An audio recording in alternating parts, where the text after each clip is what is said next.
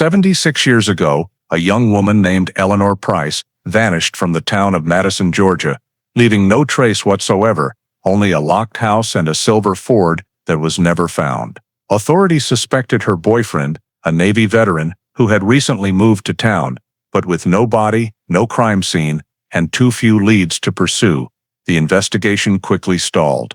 Yet for more than 50 years afterward, some believed Eleanor never left Madison, that the truth was still buried somewhere. Then one day, while repairing an old house, a construction worker discovered a tin box hidden deep in the wall, containing torn letters and a dried bloodstain, details that could upend the entire case and shock all of Georgia. Before diving into this chilling cold case, let us know where you're watching from, and if you love stories like this, don't forget to hit subscribe so you don't miss the next video. The summer of 1949, the town of Madison, Georgia, was still steeped in the slow, humid rhythm of the South. Ancient oaks along Main Street cast shadows over white-painted wooden houses, the sound of cicadas blending with the scent of hot asphalt after an early rain. In the town center, the stone building of the First National Bank opened reliably every morning, where Eleanor Price, a 26-year-old secretary, had worked for 3 years. She lived alone in a small house a few blocks away, known to many for her calm demeanor and habit of attending church every Sunday. That weekend evening, Eleanor was present at the choir rehearsal at First Baptist Church. People recalled her being cheerful, wearing a light floral dress, chatting with a few friends, and helping tidy up the hymnals afterward. Near the end of the rehearsal, a few witnesses remembered seeing her standing and talking with Charles Merritt, a man who had recently moved to town. He introduced himself as a former Navy serviceman, now working at a boat dock near Lake Sinclair. The two left the church together, with no one noticing which way they went. That was the last time anyone saw Eleanor. The next morning at the bank, her desk was still tidy, the typewriter in its usual place. When opening time came, the manager called her house, but no one answered. By noon, an employee was sent to check. The door was locked, curtains drawn, no sound inside. Her silver Ford, usually parked on the porch, was gone. A few neighbors said they hadn't heard anything unusual, only remembering the house dark all weekend. By afternoon, word of her absence from the bank spread throughout Madison. In a small town, someone missing for days was rare, especially a punctual secretary with few social ties. When no one could reach her, the bank manager tried to contact her family in Milledgeville. 2 days later, Eleanor's parents drove more than 30 miles to Madison, knocking on doors themselves and asking around the church. No one knew anything beyond her leaving the rehearsal with the new man. On the third evening, with no further leads, Eleanor's parents went to the Madison Police Department and reported their daughter missing. The case was logged in the night duty book that evening, and an official file was opened the next morning. Sheriff Alton Pike, 52 years old and with over 20 years in the force, took the initial report. The small headquarters sat at the corner of Main and Washington, with dark brick walls and a ceiling fan turning slowly in the stifling late summer heat. Pike was used to farm thefts, bar fights, or missing livestock, but rarely an adult woman vanishing completely. He pulled an old chair closer to the desk, took out a leather-bound notebook, and wrote the first line in ink, Case 49, EP, missing adult female. Below that, he noted briefly, Eleanor Price, 26 years old, bank secretary, residing at 14 College Street, Madison. He flipped a few pages, adding identifying description, occupation, marital status, recent relationships. When finished, he assigned his assistant, young officer Tom Belden, to help gather witness statements. Belden was 28, careful and quiet. Pike gave him the list of people to interview: the First National Bank manager, Pastor Whitmore at First Baptist Church, 3 choir members present that evening, 2 neighbors on College Street, and the man named Charles Merritt, the last person seen leaving with Eleanor. The 2 started work that same day. They went to the bank first, where the manager said Eleanor was a reliable employee with no signs of trouble or intent to quit. Records showed no unusual activity in her personal account. At the church, Pastor Whitmore recounted, She helped put away the hymnals, then stood talking with Mr. Merritt in the yard. I didn't notice where they went. Choir friends repeated similar details. Neighbors near the house reported hearing no strange car sounds or noises, only that the house lights went out earlier than usual. Pike and Belden noted every line, every hour, building up the new case file. In the afternoon, they stopped by Eleanor's house. Door locked, curtains drawn, everything inside seemingly untouched. Pike stood on the porch, peering through the dark window, a chill running down his spine. He knew this kind of silence, not temporary absence, but something heavier. Back at the station, he sent a telegram to the Georgia State Police Office, per protocol. Missing person. Probable, voluntary departure. The phrase voluntary departure made him hesitate before signing, but the law required it until evidence of foul play. In the room, pale neon light reflected on his tense face. Pike opened his notebook, writing, "First 72 hours passed. No trace, no witnesses. Need to verify man named Merritt." Then he closed the book, staring out the dark window. In his mind, echoed a simple but persistent question: how could a woman vanish completely from a small town like this? The next morning, Pike and Belden returned to 14 College Street to conduct a search. They brought along a witness, Mr. Thomas Avery, who was renting the house from the landlord and had just moved in after Eleanor's disappearance. Mr. Avery handed over the keys and confirmed he hadn't touched anything inside since viewing the house. The front door showed no signs of forced entry, lock intact. Pike pushed the door gently, hinges creaking dryly. Dim light filtered through dusty thick curtains. The small living room was tidy, furniture old but clean. On the table was a half-folded ladies' home journal magazine, next to a porcelain cup with dried coffee stains. No signs of disorder, broken items or theft. Belden opened his notebook, numbering each area. They moved to the back bedroom, where light through curtain gaps cast long streaks on the wooden floor. The bed was made neatly, blankets and pillows arranged precisely, as if the owner had left only momentarily. A brown leather suitcase against the wall was still locked, a thin layer of dust on the lid, showing it hadn't been used in a while. The closet door was ajar. Inside hung summer dresses evenly, none missing. Pike bent to check the vanity drawers. Inside were a few bills, a powder compact, and a blue ribbon. No signs of rummaging, he noted, no evidence of prepared departure. No items missing. In the corner by the window, an old mantel clock had stopped at 9:12, but he gently turned the hands, realizing the spring had wound down. It might have stopped the night she vanished. On the small desk against the wall, a bank book was open to the last page, recording a deposit from 3 weeks prior. Next to it, a sheet of paper with incomplete ink writing, "I need time to think." The sentence ended abruptly. No signature, no next line. The paper wasn't folded, no ink smudges. Butted Fife lifted it with tweezers, placing it in an evidence bag. Belden searched the kitchen, opening the fridge, still milk, eggs, and hardened bread. It seemed Eleanor left without preparing a final meal. The back door was locked, no shoe prints or slide marks. They walked the backyard, noting flat grass, no tire tracks or disturbed soil. Back inside, Pike checked window frames, all locked from within, no scratches or broken glass. The air in the house was heavy with damp wood and old paper smells. He photographed each room with his Rolleiflex camera, numbering negatives and noting positions. Belden collected 2 faint shoe prints near the entry. Women's small size, matching the homeowner, and another larger print, unclear pattern, possibly a visitor's. They carefully cut the carpet sections with prints, placing them in brown paper bags. When done, Pike returned to the desk, surveying once more. Everything was unnaturally orderly. If Eleanor had truly left town, she wouldn't have left everything intact. If forced, there would be signs of struggle. But here there was nothing, no blood, no foreign objects, no entry evidence.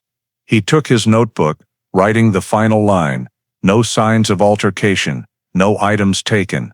Seen does not indicate prepared departure. Then he closed it, saying quietly to Belden, voice hoarse from fatigue.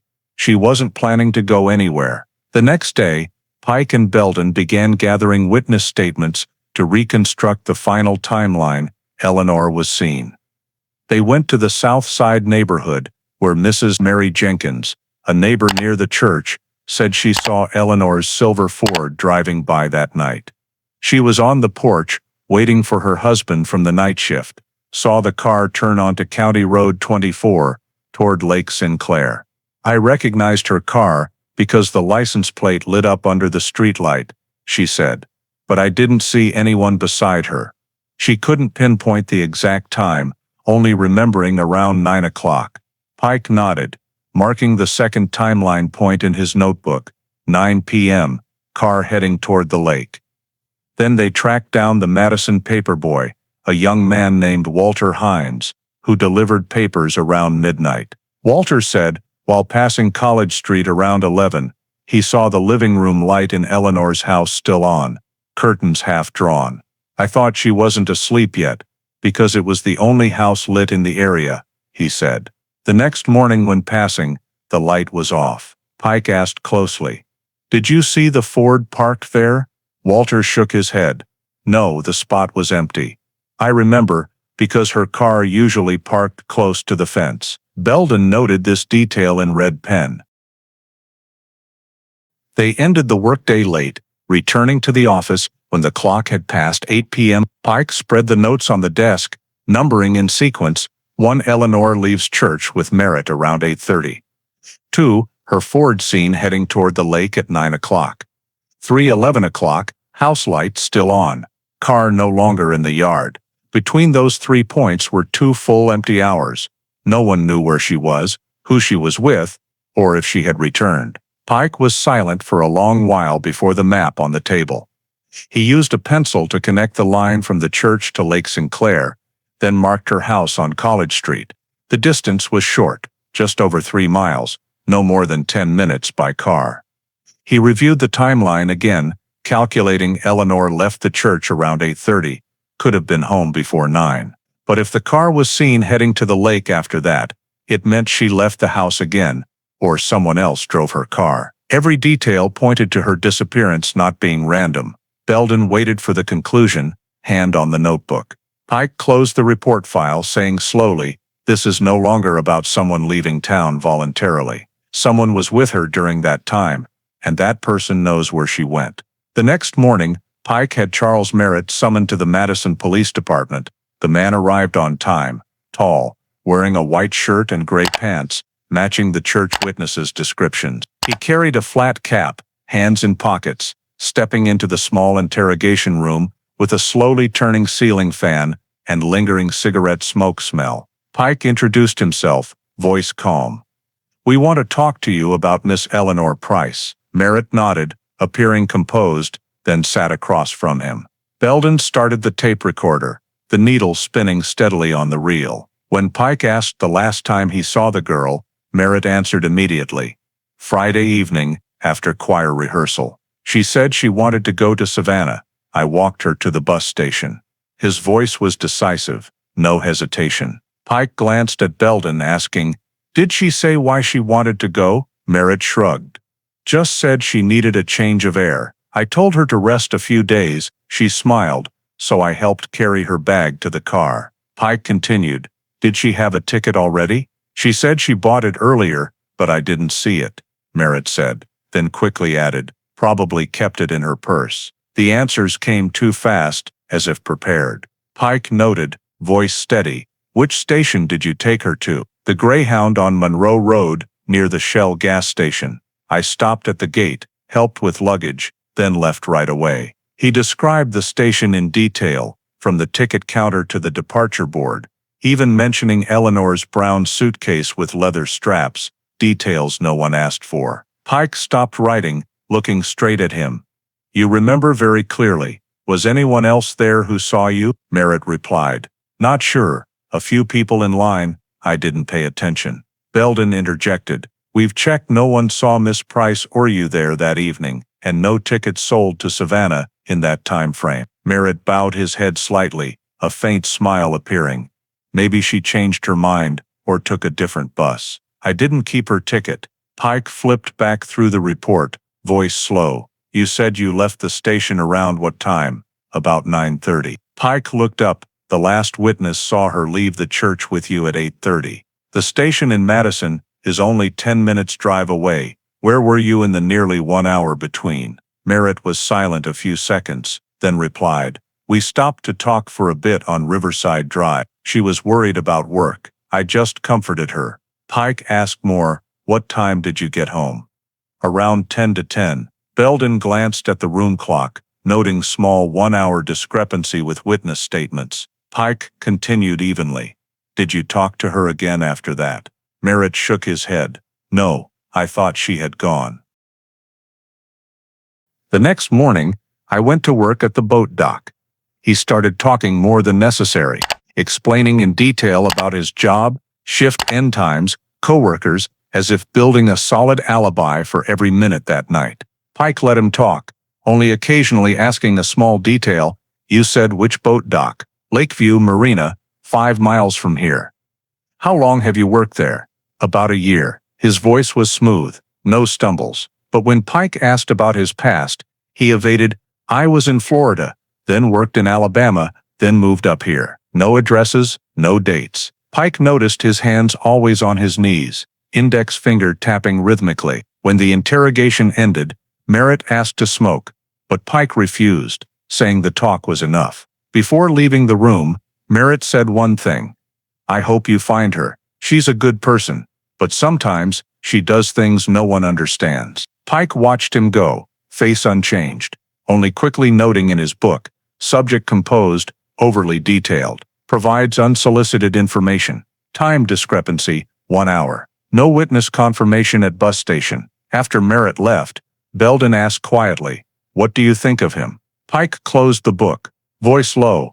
People who talk too much are usually hiding something. He's telling a story, not the truth. He stood, looking through the glass at Main Street, where afternoon light fell on the old oaks, then wrote the final line on the note page, subject likely lying, motive unknown. 3 days after interrogating Merritt, with his statements yielding no clear leads, Sheriff Pike decided to launch a large-scale search. He believed if Eleanor had met foul play, evidence must lie somewhere along the route from First Baptist Church to the Lake Sinclair area, where her car was last seen. The small town had no special task force, so Pike mobilized the entire Madison Police Department staff, called in firefighters, Oconee Forest Rangers, and over 20 local volunteers. Early Monday morning, the group gathered on the lot in front of the county courthouse. Pike stood on the steps, voice hoarse but firm.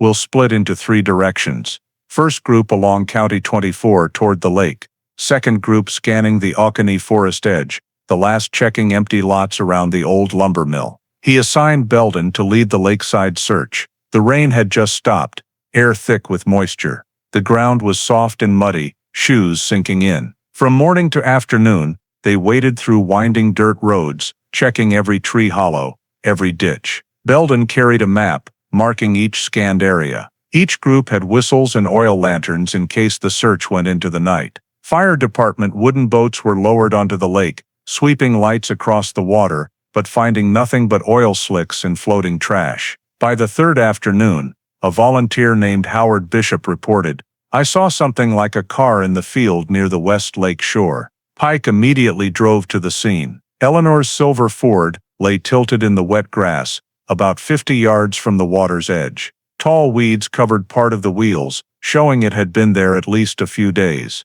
The car door was unlocked, driver's side window half down, as if someone left in a hurry. Pike opened the door, leaning in to check. A faint smell of leather and gasoline. On the passenger seat was a small purse, empty, except for torn lining fabric. On the floor was a broken lipstick, tip dusty. The rearview mirror had fallen to the floor, a shard cutting Pike's hand, but he only frowned slightly. No blood signs, no struggle marks. The glove compartment was ajar, empty, except for a few gas receipts from the previous month. Belden measured distances with a tape. marking tire direction. Car stop angled toward the lake. Brake pulled. No drag marks, he said quietly. Could have stopped on its own, or the driver stopped intentionally.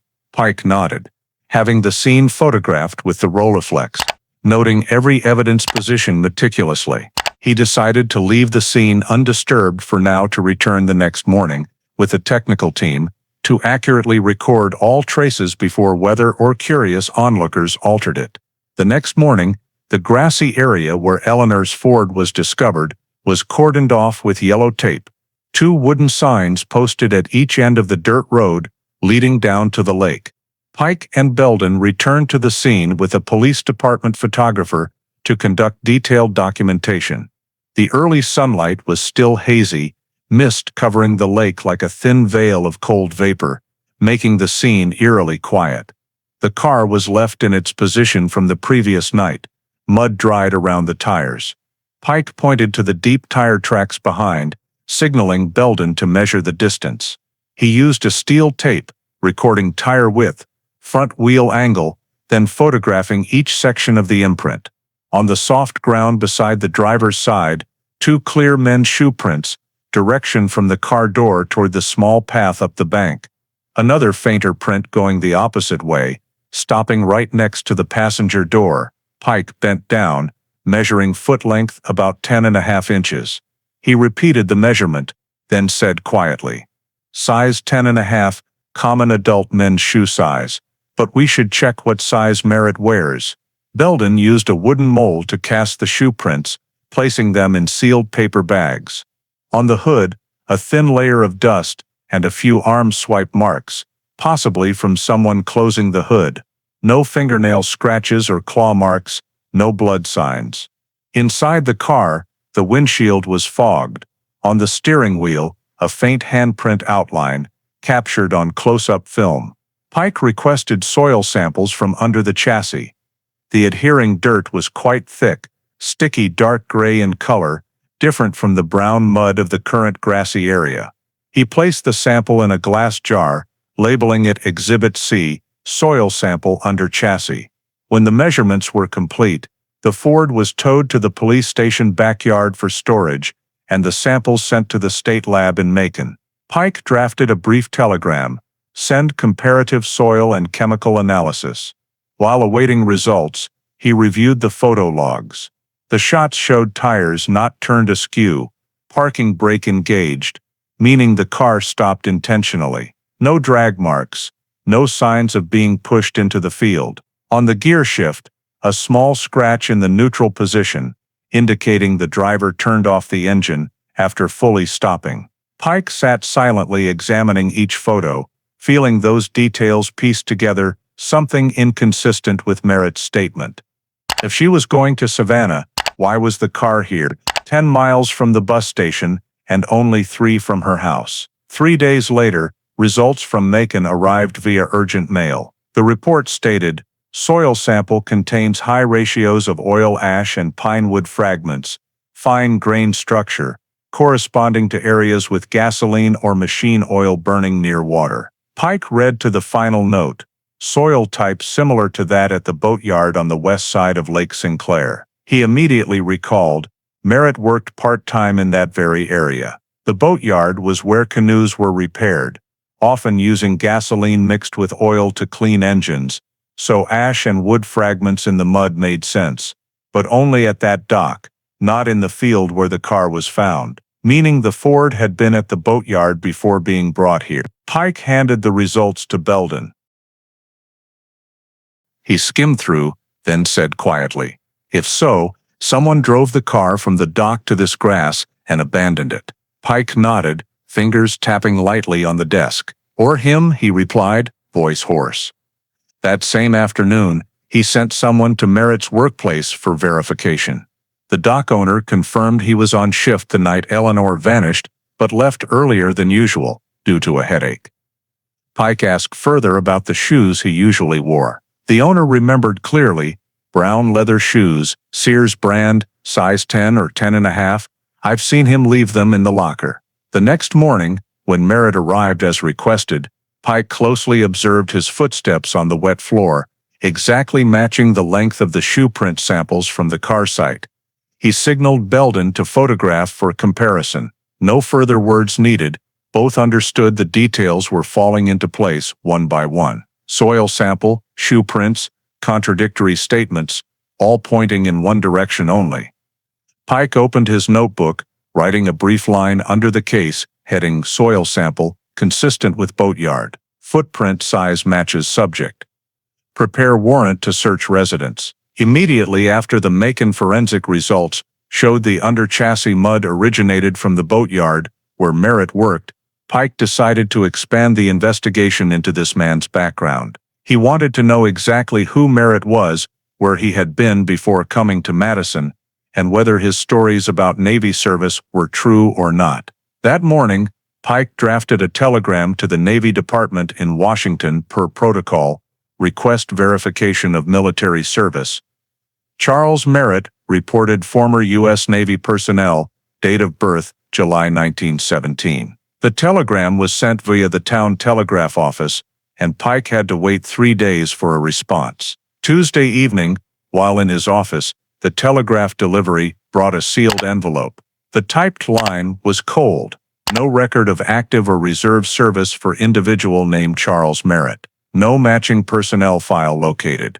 Pike read it over and over, brows furrowed tightly. If he had never served in the Navy, then his entire backstory told to everyone in town was fake. He instructed Belden to immediately review civil documents. The two checked Morgan County residency lists, tax records, driver's registration, all valid and consistent, except one thing. No birth certificate matched the birth year and place Merritt declared on his residency form. Belden said quietly, "This name could be fake, or he's using someone else's papers." Pike nodded, starting to see the chain of lies more clearly. The next day he sent a second verification request, this time to the Federal Archives in Montgomery, Alabama, where Southern States civil records were kept. A week later, results returned. There was a Charles D. Merritt, born 1919 in Mobile, Alabama, but that person was a mechanical engineer working for Southern Pacific Railroad, completely different birth date, occupation, and physical description. Pike sat in the reading room with the report, feeling like standing before a foggy mirror. Every data point indicated the Charles Merritt identity in Madison did not exist on paper. He had someone discreetly check the locker at the boatyard where Merritt worked. Inside were only a few work clothes,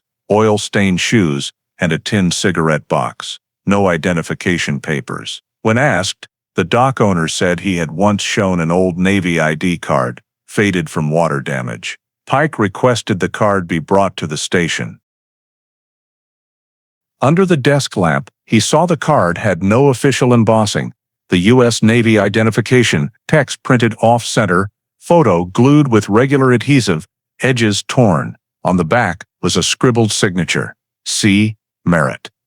More than enough for suspicion. Pike placed the card on the desk, pondering a moment, then saying to Belden, "If he's lying about his name, he could be lying about everything else." However, under regulations at the time, impersonation was not under local police jurisdiction, but federal. Without criminal evidence, he couldn't get an arrest warrant based solely on record discrepancies. Pike sent another telegram to the Federal Bureau of Investigation, briefly describing the missing person case and identity fraud suspicions. 3 days later, response from the Atlanta office, case remains under local jurisdiction. Insufficient grounds for federal action. The reply was brief, but enough to close all legal doors. Pike leaned back in his chair, exhausted. He knew he couldn't proceed further without criminal evidence. Still, he summoned Merritt for another confrontation. He arrived at the station casually, clothes neat, speaking politely. When Pike asked again about service time, he smiled. "I was just a regular sailor. They probably don't keep detailed records." He stared at him without responding. After that session, Merritt appeared less in public. He quit the boatyard job, citing moving closer to family, sold his old truck cheap. Then one morning, neighbors reported he had moved out. No one knew exactly when he left town, only that the rental room was empty, door left open. Pike went to check. In the closet were a few old newspaper scraps and a machine oil bottle. He stood in the middle of the room, silent, before the familiar emptiness. A person gone, taking all answers with him. He wrote the final line in his notebook. Subject Charles Merritt, identity unverified, left town. Investigation suspended pending new evidence. As he closed the book, the overhead ceiling fan spun steadily, emitting a monotonous sound. The case began to cool, quietly, just like the way that young woman vanished from Madison. After Merritt left town, all of Pike's subsequent efforts fell into void. He had the entire area around Lake Sinclair searched again, expanding to side roads leading into Oconee Forest, but found no signs of Eleanor or any personal items beyond the sealed car. Search teams gradually disbanded, volunteers returning to daily work. The Atlanta Journal stopped updates, and the story of the missing secretary drifted from local news columns. Pike stayed in the office every night, rereading witness statements, cross-referencing every small detail, hoping something was missed. But all leads closed, no witnesses, no evidence, no crime signs. Even the shoe prints, soil sample, or fake ID card only reached suspicion level, not enough for prosecution. Belden asked softly, one late afternoon, "Sheriff, could she have just left?" Pike didn't answer. He looked out the window where sunset covered the rooftops, knowing in his heart a woman like Eleanor couldn't vanish that simply. But in files, certainty wasn't evidence. Late November, he sent all collected documents to the state prosecutor's office to review criminal prosecution possibility. A week later, the response came back, neatly in a thick envelope. The typed conclusion, insufficient evidence of foul play. Case to remain under local jurisdiction. No further comment. Pike read that line repeatedly, feeling the entire case sealed by those indifferent letters. He knew that was the end of all legal actions. He signed the investigation summary, no suspect in custody, no body recovered. In the interim conclusion section, he wrote just 2 words: unresolved case. The final pages of the file were thickened by dozens of black and white photos. The grassy scene, shoe prints, the Ford car, the fake ID card, and the incomplete note sheet, "I need time to think." Pike stacked them neatly, tying with cloth string. He personally carried the file down to the building basement, where old cases were stored in black-painted iron cabinets. Outside, early winter wind swept through the courthouse yard, carrying cold mixed with wood smoke smell. He placed the file in the 3rd drawer, labeling Case 49. EP below that line, in his fountain pen, he added a small note, no trace of subject. Investigation suspended. As he stood up, dim light cast deep wrinkles on his face, like etched in steel. Everything he had tried to gather over 4 months now remained only in a file less than an inch thick. He closed the cabinet door, the metal echo resounding in the empty space. In the hallway, the wall clock ticked slowly, signaling end of day. December 1949, the Madison County Sheriff's Office officially recorded the disappearance of Eleanor Price. Case 49.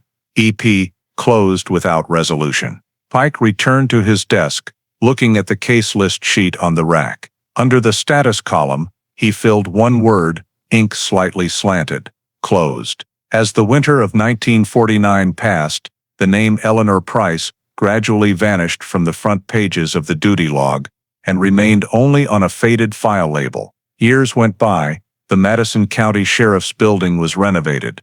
The old iron cabinets moved to the basement, and File 49, EP, transferred with hundreds of other old cases to the county archive. By the early 1950s, Alton Pike retired. His successor, Sheriff Douglas Mann, occasionally mentioned the disappearance when telling new officers about files that should never be closed too soon. But he too passed away in the late 60s, taking memories of the young secretary who vanished by Lake Sinclair. In the early 1970s, when Georgia modernized its archiving system, old files were gathered, boxed in cardboard, and sent to the state prosecutor's central storage. Case 49, EP, was renumbered, sealed with red string. Outer label simply, Unsolved. Missing person. 1949. No one opened that box for 30 years. The new generation of Madison grew up only hearing elders tell vague stories of a girl who disappeared right in the middle of summer, and no body was found. Occasionally, local magazines reprinted short articles on town founding anniversaries, titled, like Georgia's Unsolved Mysteries. Each time, the image of the silver Ford on the grass reappeared, blurred through time, and the memories of those who lived in the town that year. No one asked about Charles Merritt anymore. The boarding house he lived in was demolished. The boatyard where he worked replaced by a resort.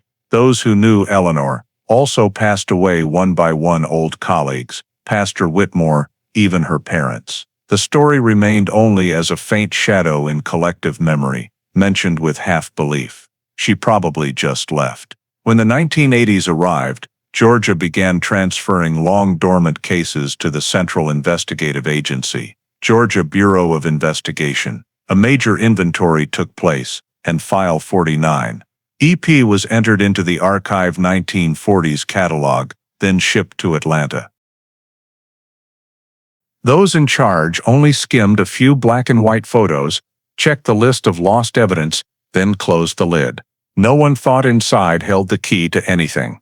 In the GBI storage, old file boxes lay still on multi-tier metal shelves, gathering dust over the years. Outside, the country had passed through wars, to telephones and television, then computers, but in the darkness of that archive, old cases slept on. Generations of sheriffs came and went, batches of files transferred, but no one reread Pike's handwritten lines. By the late 1990s, with DNA forensics and digital data storage advancing, the state of Georgia started a new project, reorganizing investigations of unsolved cases. A dedicated unit was formed under GBI, named Cold Case Unit. Their task was to review long-dormant files, recollect any remaining evidence, and compare using modern techniques. October 1999, the list of missing persons from the previous century was passed to the new investigation team's desk. Near the end of the thick file stack, among hundreds of cases so old the paper had yellowed,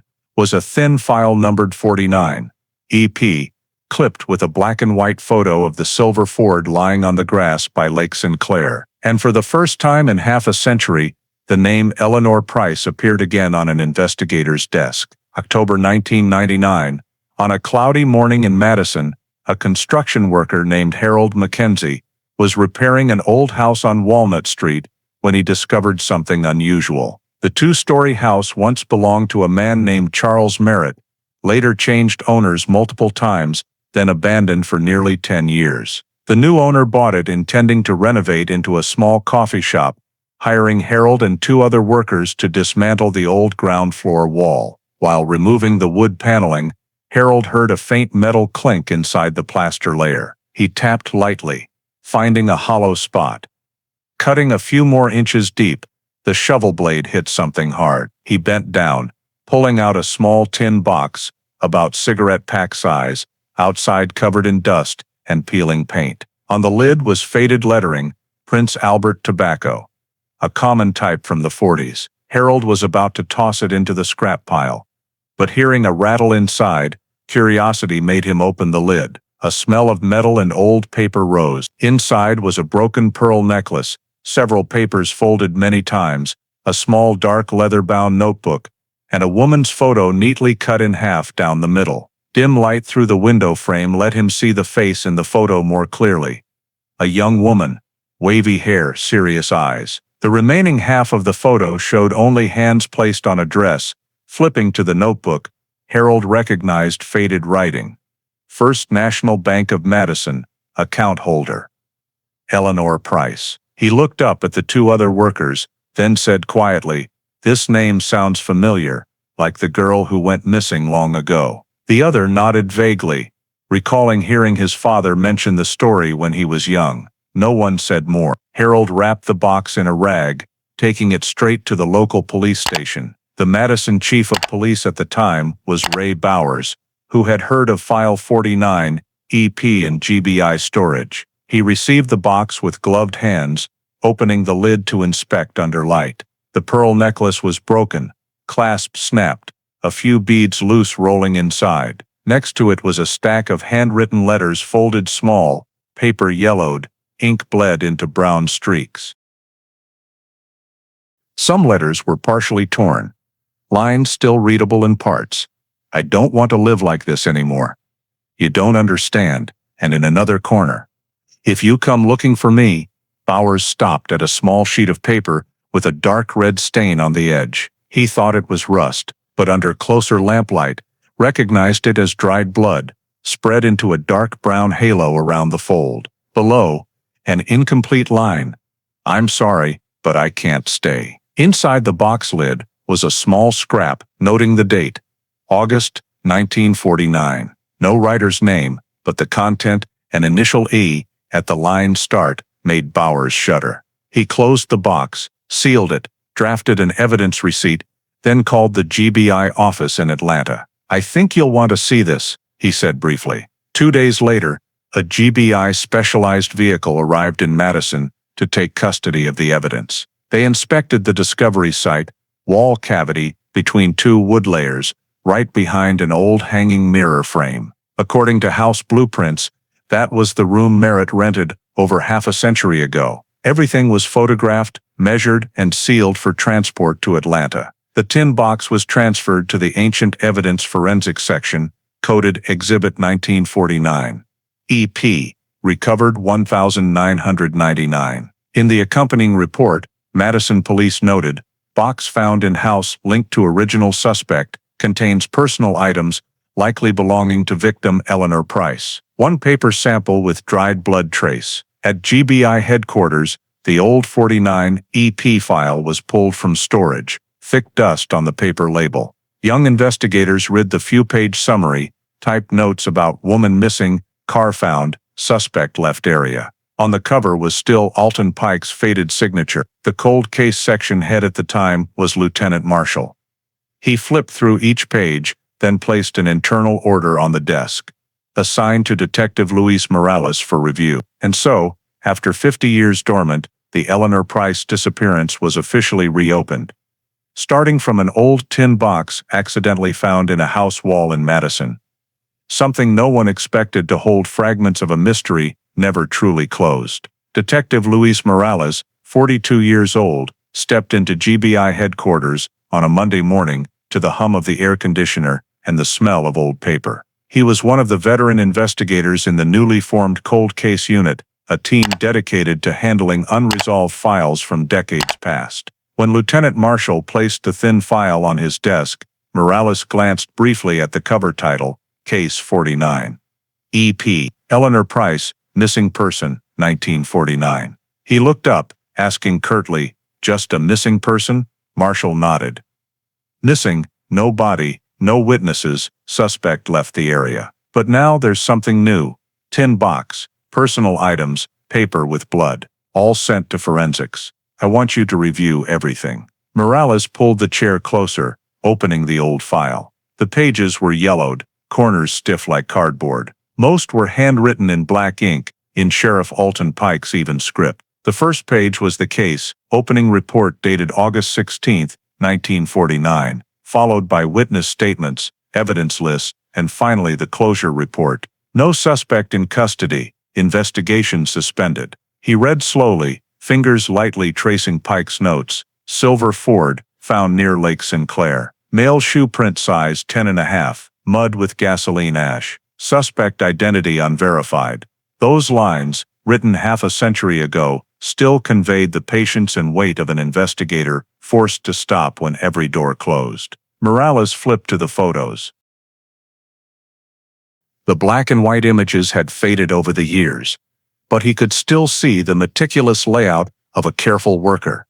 The Ford in the grass, distant figures, shoe prints in mud, the half-written note on the desk, and finally the sealed file cabinet, the last scene of a case never solved. Morales stared long at the photo with Pike's signature in the bottom corner, a small note. "The girl never left town." That line made him pause. Not an official conclusion, but a personal observation, like a message for whoever came after. Setting the file down, Morales poured coffee, opening the new documents on the tin box. The Madison police report detailed the discovery time, location, and contents. He examined each photo: broken pearl necklace, savings book, torn letters, Eleanor's photo cut in half. The bloodstained paper was marked Exhibit 1949, EP 1. Under the desk lamp, the dark brown was still clear. Morales tapped his pen on the file edge, thoughtful.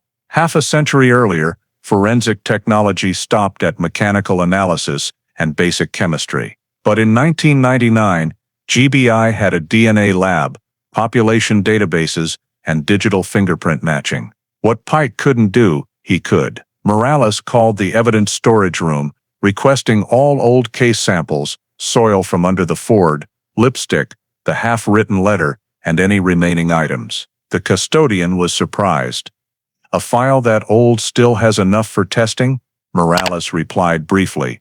"If there's blood, we'll know." He continued reviewing Pike's notebook, flipping to the end. The last page had a hurried line, ink blurred, no trace of subject. "Investigation suspended, December 1949. Morales closed the book, sitting in silence. He had handled many old cases, but few left such a clear feeling.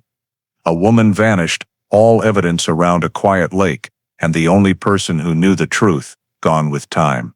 That afternoon, he went to Lieutenant Marshal's office, carrying both files, old and new. "I want to reinvestigate," he said firmly. "Evidence is enough for DNA.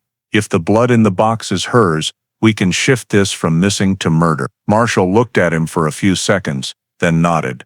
"Do it." Morales walked out into the hallway, holding file 49. EP afternoon. Sunlight through the long windows cast a pale gold on the old covers. He paused, reading the worn label, then added a blue ballpoint line below. "Reopened, October 20th, 1999.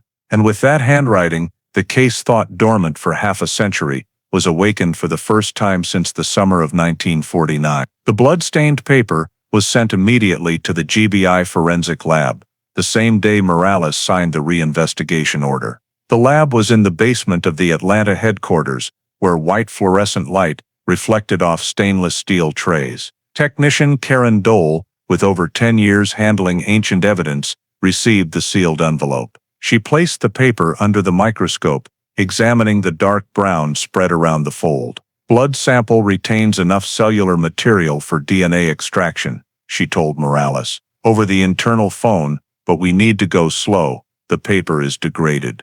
Morales nodded, instructing, "Take your time. This is the only link between past and present." Over the next 3 days, Karen and her team performed extraction. The process began by cutting a small piece from the dried blood, dissolving it in a special solution to isolate cells. Under the microscope, the ancient DNA molecules were still visible, faint but not completely destroyed. They used gene amplification, PCR, a technology unimaginable in 1949, to multiply the sample millions of times. Meanwhile, Morales had Pike's old evidence storage searched. In a worn brown paper envelope, they found a bundle of long hair wrapped in wax paper, labeled "Hair, recovered from bedroom brush, EP." Under the lab light, the strands still had roots, viable for nuclear cell extraction. Morales signed a request to compare DNA between the two samples. One from the blood on the letter, one from the 1949 hair at the victim's home. Everyone on the team knew success was unlikely. After 50 years, evidence often decomposed.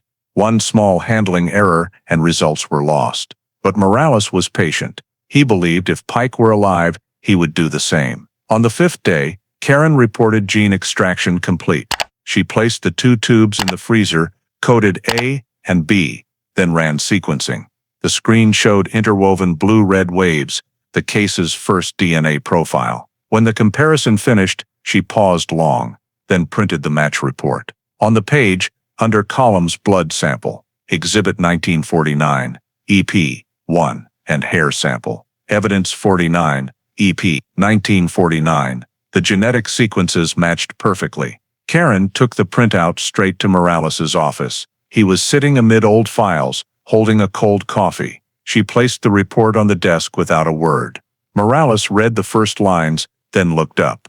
Confirmed, perfect match. Both samples from the same person. For a few seconds, the office fell silent. He looked again at the old paper, with the brown blood, the tiny evidence that had waited half a century to speak. Morales stood, looking through the glass at rainy Atlanta skies. "So she never left," he said softly, voice low but clear. That afternoon, he drafted a preliminary report to Lieutenant Marshall. In the conclusion, he typed, "DNA extracted from Exhibit 1949, EP. 1 matches DNA. Recovered from 1949 hair specimen of Eleanor Price. Evidence confirms presence of victim's blood. Determination. Homicide likely occurred." Below he signed and stamped the date. The thin file now carried the weight of 50 interrupted years of investigation. That night, Morales didn't go home early. He stayed in the office facing Pike's old photos, the silver Ford shoe prints, the line, "The girl never left town." Now evidence proved it true.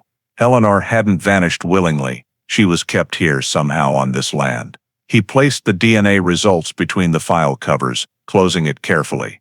In his personal log, he wrote one line, "For the record, Case 49, EP is no longer a missing person file. It is a murder case." And with that ink, the half-century dormant case officially entered a completely different chapter.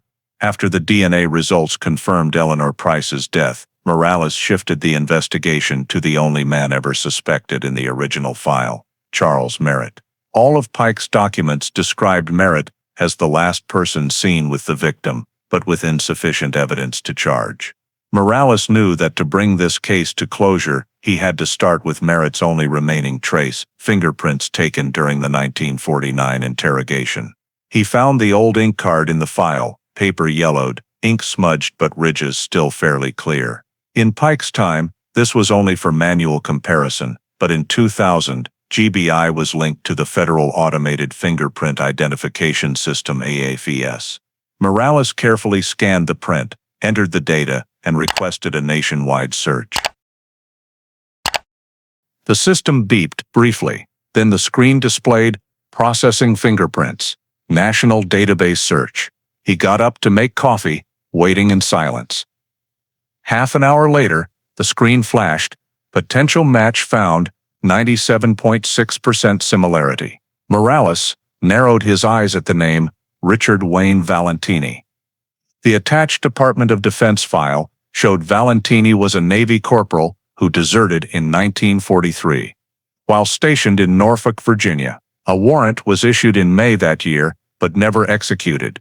He vanished from all civilian records thereafter. Morales printed the full profile, placing it beside the Charles Merritt file. Ages matched, physical descriptions nearly identical. Dark brown hair, 6 feet tall, small scar on right cheek. He searched further in civilian systems, scanning social security numbers for birth years 1917, 19. Only one suspicious record, Brian Stewart, residing in Ocala, Florida, registered in 1975, with a late-filed birth certificate. The attached photo was a man around 60, silver hair, face closely resembling the old description. Morales enlarged the image, comparing it to Pike's stored fake Charles Merritt ID photo. Eye shape, forehead slope, and left-sided smile crease matched perfectly. He noted, subject may have changed identity multiple times between 1943, 1975. Next he checked Ocala residency records. Brian Stewart owned a small suburban home, listed occupation retired fitness trainer, no criminal record, no significant medical history, no registered relatives. Morales requested financial data history, nothing but regular pension deposits, and a late opened account from 1989. Everything was suspiciously clean, as if carefully constructed. Morales leaned back, looking at the Georgia-Florida map on the wall. Interstate 75 connected the states in a few hours' drive. If he left Madison in 1949, fleeing to Florida was entirely logical. He gathered all documents, arranging a timeline, 1943. Richard Wayne Valentini Deserts, 1949. Appears in Madison as Charles Merritt, 1950, leaves no trace, 1975. Appears in Ocala as Brian Stewart, Each name change left a new identity shell. Morales carefully drafted a report for Lieutenant Marshall. In the summary, he wrote fingerprint from 1949 interview card of Charles Merritt, matches Department of Defense, record of Richard Wayne Valentini U.S. Navy deserter, 1943. Valentini currently resides in Ocala, Florida, under alias Brian Stewart. Marshall read it, saying only, "Do we have enough for an arrest warrant?" Morales replied, "Not yet, but enough for federal coordination." He knew arresting someone in another state required GBI, FBI, and Florida police cooperation. The next morning, he sent formal correspondence to the Southeast FBI office, requesting assistance verifying Brian Stewart identity and checking fingerprints in Florida DMV records. Less than 2 days later, confirmation arrived. DMV fingerprints matched 100% with the 1949 Charles Merritt sample, meaning Richard Wayne Valentini. Morales stood before the noteboard, looking at the three names, Merritt, Valentini, Stewart, written in white chalk, connected by a single arrow. He circled them, underlining same person. No doubt remained. Everything Pike had sensed half a century ago was now proven by electronic data and fingerprints. Morales signed the federal arrest warrant request. The final line on the form was neat. Subject Richard Wayne Valentini, a.k.a. Charles Merritt. Brian Stewart, suspected in the homicide of Eleanor Price, Georgia, 1949. As he set down the pen, he knew the 50-year journey to find the man who made a woman disappear from Madison was finally nearing its end. While the arrest warrant processed through federal channels, Morales continued reviewing all old data to strengthen the charging file. In this half-century case, he understood only a unified evidence chain, from DNA to financial, would convince a court. One early March morning, he went to GBI's financial archives, where thousands of 1940s bank accounts were being digitized. Among them, he found a folder labeled First National Bank of Madison, Closed Accounts, 1949. Inside was a typed list of accounts closed the year Eleanor vanished. Under Price, Eleanor was a handwritten note. Closed, August 18, 1949. Balance withdrawn, $1,200. Morales paused at that date. Eleanor disappeared the evening of August 12. The account showed full withdrawal 3 days later. The signature in the recipient box was E. Price, sharp, slightly slanted, but different from her verified 1949 handwriting samples. He enlarged the scanned signature, then pulled Pike's stored Merritt interrogation transcript. At the bottom, Charles Merritt's signature was elongated, with a fold in the and similar slant. Morales overlaid the samples, measuring slant ratio with handwriting analysis software. Curves, slope and pen pressure matched over 90%. He exhaled, knowing he had just touched a financial motive Pike lacked tools to prove. For a bank secretary's salary then, $1,200 was substantial, nearly a year's income. Someone forging the signature to drain the account right after her disappearance could not be coincidence. Morales contacted the successor bank, now merged into Georgia State Bank. Archives sent him a copy of the 1949 withdrawal slip, with the teller's confirmation signature below the recipient A. Price. A note, identification verified by companion, male, light hair, approx. 30s. Morales read that line repeatedly, a chill running down his spine. The man accompanying her, or claiming to, could be Merritt, using her identity to seize the money before fleeing town. He reviewed Pike's old statement, where Merritt claimed Eleanor took some money when leaving for Savannah. Now that statement was cover for his own withdrawal. Morales had Eleanor's verified bank handwriting compared to the incomplete letter found in her home. Both had rounded, even strokes, slight right slant, completely different from the withdrawal signature. The GBI handwriting expert's analysis concluded, signature on withdrawal slip, not consistent with verified handwriting of Eleanor Price. High probability of forgery. He pinned that report beside the fingerprint match and DNA results, forming a complete charging package. 3 pieces, fake identity, matching prints, and financial forgery, now connected continuously. Morales called the Georgia state prosecutor, summarizing, "I have evidence the suspect not only used a false name, but drained the victim's entire account after her disappearance," he said. "Bank documents, signature matches his pen strokes. We can prove clear financial motive." The other end was silent a moment, then the prosecutor replied, "Good. I want full forensics copies and reports in 24 hours. With motive and identity, we can proceed with parallel prosecution and arrest." Morales printed the entire file, stamping financial evidence, 49 EP. He added a few final lines to his notebook. August 18, 1949, $1,200 withdrawn from victim's account. Signature forged by Merritt Valentini.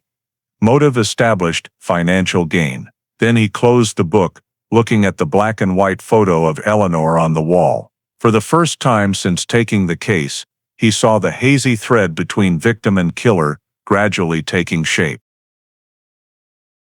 No longer a mystery of a vanished woman, but the story of a man who killed for money, then lived half a century under another name. Morales gathered all papers, clipping them into the thick file, stepping into the long hallway under yellow lights where the prosecutor's office fax machine had just rung. He knew he had what was needed to end this half-century silence, and he titled the outgoing report, State of Georgia versus Richard Wayne Valentini, Financial Motive Established. After the financial motive was established, Morales knew the next step was to find physical evidence proving the crime, something no one had in half a century. He reviewed Pike's 1949 Lake Sinclair maps in the file, along with photos of the grassy area where the ford was found. Comparing to current maps, he realized the lake's waterline had changed due to dam expansion in the 1960s, submerging many shoreline areas nearly 10 feet deeper. If anything was left behind then, it could have been buried under cold mud for 50 years. Morales contacted GBI's underwater search unit, requesting a survey of the West Lake shore, where Pike noted possible vehicle displacement. On March 18th, 3 small boats were launched. One was equipped with modern sonar, capable of imaging bottom structures. The water was calm, reflecting faint morning clouds. Morales stood on deck, eyes on the sonar screen showing continuous dark light patches, rocks, tree trunks, metal debris. They scanned the lake edge for over an hour when the technician called, "Stop here." The screen clearly showed a large metal object with car frame-like contours tilted under thick mud. Morales leaned in, heart pounding. "Record coordinates," he said. "Send divers to check." 2 divers in protective suits, oxygen tanks, slowly descended into the cold, murky green water. 15 minutes later, they surfaced, reporting, "Car frame 1940s. Ford type. Almost completely mud-covered, only rear fender and wheel exposed." Morales ordered the area immediately cordoned, additional manpower and lifting equipment called in. Recovery proceeded slowly over 2 days, mud suctioned section by section, frame parts lifted. When the first rear wheel touched the surface, a burst of mud and oil bubbles spread, carrying a damp metal stench. By the 3rd afternoon, the old silver Ford frame emerged fully. The chassis number was still readable, matching Eleanor's 1949 registration in the file. Morales stood still, gripping the railing tightly. He knew he had just touched the missing piece in Pike's case. The car was transported to GBI's forensics center, each part carefully cleaned. While forensic experts worked, Morales circled, noting every detail. Mud coated nearly the entire body, windows shattered, rear door jammed. When the tech team opened the trunk, a damp, rusty smell filled the air. Amid mud and decayed leaves was a small white object. A technician bent down, using tweezers to lift it. A human bone fragment, possibly an arm bone. They stopped, changed gloves, then continued sifting the trunk mud. Morales saw light reflect off another object, a thin silver bracelet, half buried in mud. He signaled to retrieve it, wiping gently. On the bracelet were engraved 2 small letters, EP, simple but clear. Morales recalled Pike's file description. Victim wore silver bracelet engraved with initials. He needed no further confirmation. The room fell dead silent as the technician coded the evidence. Exhibit 49. EP. recovered 2000. Everyone understood they had just found the first direct proof Eleanor was dead, not gone. The bone sample was sent to forensics for analysis. Preliminary results confirmed female human bone, aged 20-30, fully consistent with Eleanor's age at disappearance. Even the bone's mineralization indicated decades in a static water environment. Morales read the report, silent. He pulled out the old 1949 Ford photo, placing it beside the new one, eerily identical. Except now the car was no longer missing person evidence, but proof of crime. That night, in the report to Lieutenant Marshall, he typed each word on the old typewriter: Ford chassis recovered from Lake Sinclair, confirmed as vehicle registered to victim Eleanor Price. Human bone fragment and personal bracelet engraved EP recovered from trunk. Evidence establishes victim deceased. Case reclassified, homicide, confirmed. As he signed, Morales paused a second. He thought of Alton Pike, the man who wrote The Girl Never Left Town. Half a century later, those words were finally proven true by steel, mud, and bone. Outside, light Atlanta rain fell, dropped steady on the window frame, sounding small but persistent, like the breath of a case just awakened from the past. When the report on recovering the Ford and discovering human bone was sent, Morales knew he had every element needed for arrest. However, the suspect, now identified as Richard Wayne Valentini, or Charles Merritt, or Brian Stewart, lived in another state, requiring federal coordination. The next morning, he contacted the Atlanta FBI office, forwarding the full file, including DNA results, forensic reports, and forged financial data. The GBI-FBI meeting took place in a small second-floor room, with a map of Georgia and Florida spread on the table. The lead federal agent was Mark Dillon, experienced in deserter hunts and identity fraud criminals. He skimmed the report, stopping at Richard Wayne Valentini, U.S. Navy deserter, 1943. Dillon looked up. If this is the guy, he's been on the run over half a century. Rare. Morales replied softly. And he killed to cover his identity. They agreed to forward the file to FBI Jacksonville, handling Florida, for further civilian verification. 2 days later, response came faster than expected. Brian Stewart records in Ocala matched fingerprints from a 1965 Tampa arrest for fraudulent identification, possession of falsified birth certificate. Per notes, Stewart was detained for using a fake birth certificate to apply for a trucking job, but released after a small fine and leaving the state. Morales read the final description. Subject refused to provide fingerprints during arrest. Prints later obtained from booking card. Those very prints now confirmed his identity. No doubt left, Valentini and Merritt were one. Morales sent formal notice to the Georgia State Prosecutor's Office to coordinate a federal arrest warrant, based on interstate murder and identity fraud charges. Simultaneously, FBI Jacksonville contacted Marion County Sheriff's Office, covering Ocala, to prepare a safe arrest plan. They knew the suspect lived alone. No recent violent record, but possible resistance. Local medical files described him as elderly male, fit, often carries folding knife. Morales received that summary on his desk late February.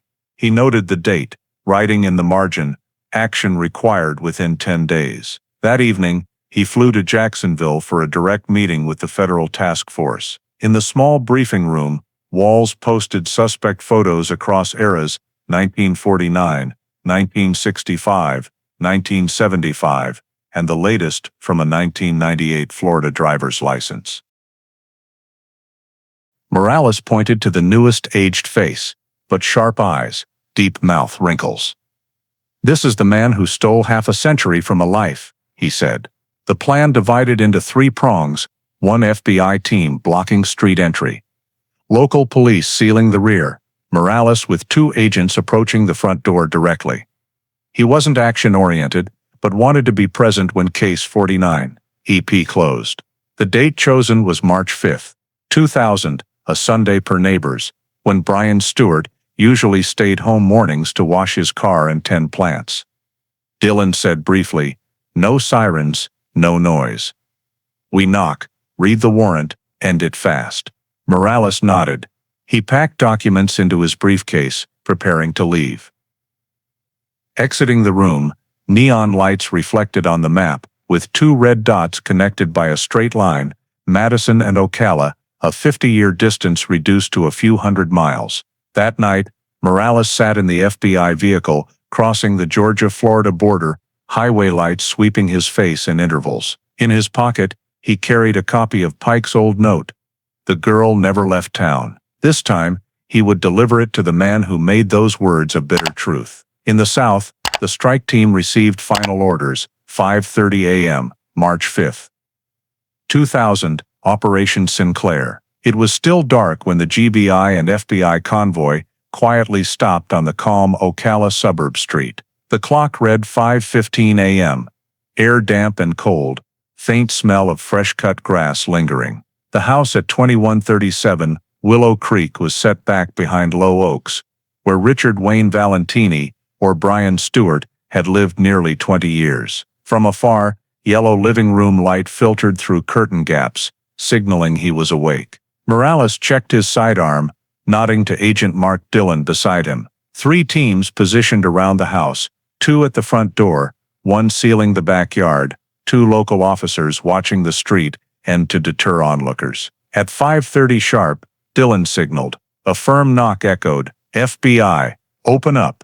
We have a search warrant. Inside, footsteps, then silence. A second later, the lock turned slowly, door cracking open. The silver-haired man, thin but sturdy face, in a plaid shirt and cloth pants, looked at them with feigned calm surprise. "What's this about?" he asked, voice hoarse. Dillon held up the warrant. "Richard Wayne Valentini, you are under arrest on a federal warrant for murder, committed in Georgia in 1949. Corporal Valentini, you are also charged with desertion and identity fraud." He stood frozen a few seconds, then smirked faintly. "You guys crazy? I'm Brian Stewart. I've never set foot in Georgia." Morales stepped forward, opening his briefcase to pull out the old photo of Eleanor and the Ford salvaged from Lake Sinclair, placing it before him. "You sure?" Valentini's eyes flickered slightly, then he turned away. "I don't know her." Dillon signaled the 2 agents to enter. They quickly cuffed him, reading Miranda rights. While Valentini was held on the sofa, the forensics team began searching. The small house was neat, almost no criminal signs, just bookshelves, a few landscape photos, and an old fitness trophy cabinet. However, when an agent opened the bedroom wooden drawer, they found a dark wood box. Inside was a broken silver necklace, missing 1 bead, exactly as described in Pike's report. Morales lifted it, turning it in his hand. Early morning light glinted on the round pendant engraved with A. He stared at the item, lips tight. Continuing the search, they found in the desk drawer a stack of old newspapers, mostly 1949 Atlanta journals, with the article, "Madison Woman. Missing car found near lake." Paper yellowed, corners folded, showing long-term storage. Beneath the papers, a small unframed photo, Eleanor Price, smiling directly at the lens, one corner torn off. Morales placed the photo on the table, looking at Valentini. "Still say you don't know her?" He closed his eyes a few seconds, then muttered, "I didn't kill anyone. She left me, I swear." Morales replied slowly, "She didn't leave. We just pulled her car from the lake." Those words thickened the room's air. Valentini opened his eyes, gaze empty, then turned away. He said nothing more. The search lasted another hour. Evidence was logged, photographed, sealed. Besides the necklace and photo, they seized an old wooden-handled folding knife. No blood traces, but considered potentially related. As the sun rose over the trees, the police convoy departed Ocala. Valentini sat in the back seat, cuffed, staring straight ahead, face expressionless. Morales sat beside him, file on his lap. They drove over 6 hours north, crossing the Georgia border in silence. When the Madison County sign appeared roadside, Morales turned, saying quietly, "We're just taking you back to where you left everything." Valentini didn't respond, only closing his eyes, head leaning against the window. As the convoy turned into GBI headquarters in Atlanta, it was late afternoon. Morales stepped out first, handing the transfer order to state police. Two officers led Valentini down the hallway, shoes echoing evenly on the cold tile floor. At the hall's end, a small sign read, Georgia Bureau of Investigation, Homicide Division. The door closed behind them, and after more than half a century, the man with 3 different names finally returned to the starting point. No longer a witness, but the prime suspect in a murder he believed time could bury forever. The GBI interrogation room in Atlanta was just over 20 square meters, white-painted walls, fluorescent lights, casting down on the cold metal table. Richard Wayne Valentini, alias Charles Merritt, also known as Brian Stewart, sat across from Morales, hands lightly cuffed in front of his chest, back slightly hunched, but eyes never lowering. At 6 a.m., he was brought from temporary holding to here. Morales sat opposite, in front of him a thick file and a small tape recorder blinking red. He opened his notebook, speaking calmly. "We'll start from the beginning, Richard. I want to hear you recount the night of August 12, 1949, in Madison, Georgia." Valentini smirked. "You're talking about something over half a century ago. I don't remember." Morales stared straight at him. "You remember. I know you do. That was the last night. Eleanor Price was alive." He chuckled dryly. "She didn't die. She left me. I just taught her how to disappear." The response made Morales pause his pen for a few seconds. "How to disappear?" "Yes," Valentini said evenly. "She wanted out of that town, away from her parents, away from that boring job. I taught her to change names, create a new identity. She was smart, good at keeping secrets." Morales didn't respond, just flipped to the first file page. He placed on the table the photo of the letter in the tin box, corner still with a brown blood stain. "You know this?" Valentini glanced, then turned away. Old paper. Morales spoke slowly. "This is her blood. DNA matches the hair sample from the victim's home in 1949. You want me to believe she lived after her blood got on this paper?" Valentini fell silent, fingers interlaced. Morales continued, voice lower. "You said you taught her to disappear. But why does the soil under her car match the boatyard where you worked? Why are size 10.5 shoe prints your size right next to the car? And why was her Ford found under the lake, with an arm bone and bracelet engraved EP in the trunk?" He looked up, eyes flickering. "You can't prove she died by my hand." Morales gently pushed another envelope onto the table, opening it, pulling out the handwriting analysis report. "You withdrew $1,200 from her account 3 days after she vanished. Forged signature. Pen strokes match yours. Don't say you didn't know." Valentini gave a tired smile. "I just helped her get her own money. She asked me, 'What did I do wrong?' She couldn't ask you," Morales replied coldly. "Because 3 days later, she was dead." He opened the next file section, pulling out photos of the Ford salvaged from Lake Sinclair, mud thick on the body, and the faint white bone in the trunk. He stared at the photos long, hands clenching. Morales leaned in. "She's right there in that car, Richard. You know it. I just want to hear you say what you've kept silent for 50 years. Valentini was quiet. The white light shone directly on his face, highlighting deep mouth wrinkles. A moment later, he said softly, as if to himself, "I didn't kill her. I just didn't stop in time." Morales waited, but he said no more. "Didn't stop in time means what?" Valentini forced a smile, eyes closed. "I don't remember anymore. Just that she fell, head hit the table edge. I panicked, thought she was dead. I didn't mean to." "Then what did you do?" Morales asked. He swallowed hard. "I drove to the boatyard. I meant to take her to the hospital, but, when I touched her, she was cold. I didn't want to get caught. I put her in the trunk and sank it in the lake." The room was absolutely silent. Morales stopped writing, just looking at him. "You sure?" Valentini opened his eyes, staring straight, gaze empty. "You have the evidence." Everything. Write it, however. He leaned back in the chair, voice choked. I just wanted to forget. Morales closed the notebook, signaling the technician to stop the recorder. The interrogation had lasted 6 hours. He didn't sign the statement, but every word was fully recorded. Morales stood, gathering photos, envelopes, and evidence. Before leaving the room, he paused. You said you taught her to disappear. But you're the one who really disappeared, from the military, from Madison, from your own name. She only had one place to stay. Under the lake. Valentini bowed his head, saying nothing more. When the door closed, he sat still, white light on his aged face, deep-set eyes, looking down at cuffed hands.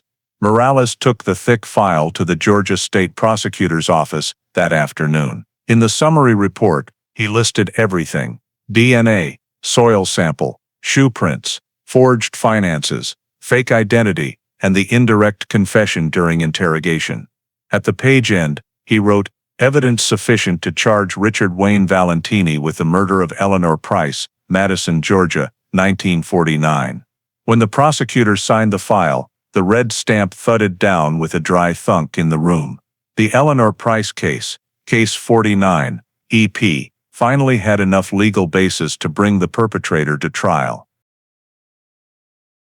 September 2000, Bibb County Courthouse, Macon, Georgia, opened the official trial, titled State of Georgia versus Richard Wayne Valentini. Outside the court, early fall, wind whistling through oaks at the gate, dry leaves scattering on stone steps. Over half a century since Eleanor Price vanished that night, her name was called again in the courtroom, no longer missing person, but the center of a murder prosecution backed by scientific evidence. In the small courtroom, 12 jurors, mostly middle-aged, sat quietly listening to State Prosecutor David Callahan present the opening statement. His voice even, firm, no excess drama. Ladies and gentlemen, this is not just the story of a woman forgotten in 1949. This is the story of justice, buried under Lake Sinclair mud for 51 years and today brought back to light. He pointed to the defendant, the silver-haired man in a light gray suit, face expressionless. That man, Callahan said, lived over half his life under 3 different names. And all that time, he believed silence could replace truth. Valentini, or Merritt, sat motionless, hands clasped over his stomach, occasionally glancing at Morales in the prosecution witness row. Behind, the gallery packed with reporters and Madison locals attending. The trial lasted 2 weeks. Physical evidence was presented carefully, in chronological order. First, DNA results. Forensic expert Karen Dole at the stand, describing extraction from the blood on the tin box letter and comparison to 1949 hair sample. Perfect match, she affirmed. No doubt, the blood on the letter is Eleanor Price's. Next, fingerprint expert presented comparisons between the 1949 interrogation card and military data, plus Florida DMV prints. Results clear on the screen. Same person. Richard Wayne Valentini, deserter 1943, alias Charles Merritt, then Brian Stewart. Facial comparison images across 4 eras, 1949, 1965, 1975, 1998, left the room dead silent. Next section. GBI financial expert presented bank evidence, $1,200 withdrawal slip from Eleanor's account 3 days post-disappearance, with handwriting report. Signature on the slip matches defendant's 1949 interrogation signature perfectly, the expert said, pointing to the screen overlay of E. Price. And Charles Merritt lines aligning stroke for stroke. This forgery occurred while the victim was no longer in contact with anyone. Prosecution called construction worker Harold McKenzie, who found the tin box, as a witness. He recounted in a slightly trembling voice, I was just dismantling an old house wall, never expected that box. Inside was a young woman's photo, cut in half, and torn letters. I remember clearly, one had blood. Murmurs spread through the room, many heads bowed, Valentini still unmoving. After witnesses, prosecution presented physical items, photos of the salvaged Ford, arm bone fragment, an EP engraved silver bracelet. Forensic expert explained analysis showed bone from a 20-30-year-old female, matching Eleanor's age, decomposed in static water about 50 years. No doubt, the lake car was the victim's, he said, and the only person who could put it there is the defendant. When defense turn came, Valentini's attorney Janice Rowe tried shifting to unintentional accident theory. She argued her client's statement didn't confirm intentional murder, no direct evidence of violent death. Evidence shows her blood, her car, but nothing proves Valentini killed her, she said. However, prosecution countered in rebuttal. Your Honor, when someone says, "I just didn't stop in time," while the victim dies, is put in a trunk, and sunk in a lake, that's no accident. That's intentional concealment. Morales was called to the stand on trial day 8. He recounted the reinvestigation process, from receiving the file, DNA results, to car discovery. When prosecution asked, "Sir, in your opinion, what is this case?" Morales replied firmly, "Murder, no doubt." That short answer made Valentini look up at him for the first time. Their eyes met briefly, wordless. 3 days later, both sides closed. In closing, Prosecutor Callahan addressed the jury. When someone lives half a century in lies, changing names, erasing traces, forging papers, and staying silent over another's death, that's no mistake. That's crime. He paused, then said, Eleanor Price had no chance to speak for herself. But thanks to science, evidence, and the efforts of persistent people, the truth has spoken. The jury retired at 4 p.m. on September 22nd. Just 4 hours later, they returned. The courtroom air was thick. When the judge asked, the jury foreperson, a middle-aged man with salt and pepper hair, stood, holding the paper. We, the jury, find the defendant Richard Wayne Valentini guilty of second-degree murder. A moment of silence, then murmurs spread. The judge continued, sentence, 25 years imprisonment, no parole for the first 20 years. Valentini sat motionless. As officers approached to cuff him, he said softly, almost whispering, "I told you, I didn't mean to." No one responded. Morales stood behind, watching as he was led out, hallway end light casting on the fading elderly figure. After the trial, Prosecutor Callahan gave a brief press statement. Justice may come late, but it never fails. On the courthouse steps, Morales stood alone, looking at the wooden plaque with the just tried case name. In his hand, still the copy of Pike's notebook, last page, shaky handwriting, no trace of subject. Now, that line could be crossed out. A week later, Valentini was transferred to Jackson State Prison, Georgia, to begin his sentence. On intake day, he said nothing, just looked around, eyes empty. As the iron door closed behind him, the metal echo rang down the long hallway, blending with the familiar electric lock sound, a sound closing 51 years of silence. In the subsequent internal GBI report, Morales wrote the final line, Case 49, conviction obtained. Justice delayed, not denied. And so the story, starting from a summer evening in 1949, Madison, finally ended. Not with a cry, but with the dry, decisive clang of a prison door, marking the end of a long journey to restore justice for the woman time had forgotten.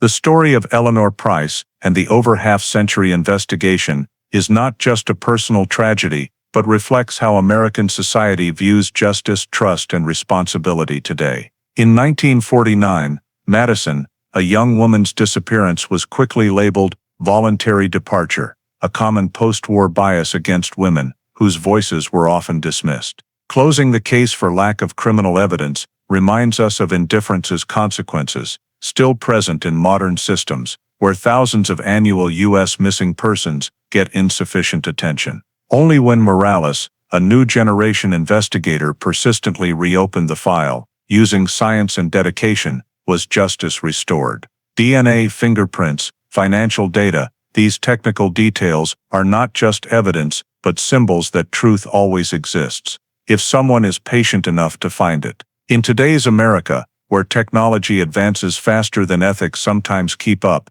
this story reminds us justice doesn't appear alone. It needs people, those daring to reconnect truth's fragments buried by time. From Pike to Morales, two generations linked by an unchanging value: never let anyone be forgotten. And that's the lesson for us all, in work, community, or personal life, that persistence, honesty, and compassion are timeless values, and sometimes they alone keep justice alive in a world full of forgetting. If you believe justice can be buried but never lost, subscribe to the channel to join us, exploring more cases time forgot. Thank you for following to the story's end. See you in the next video, where another American mystery will be brought to light.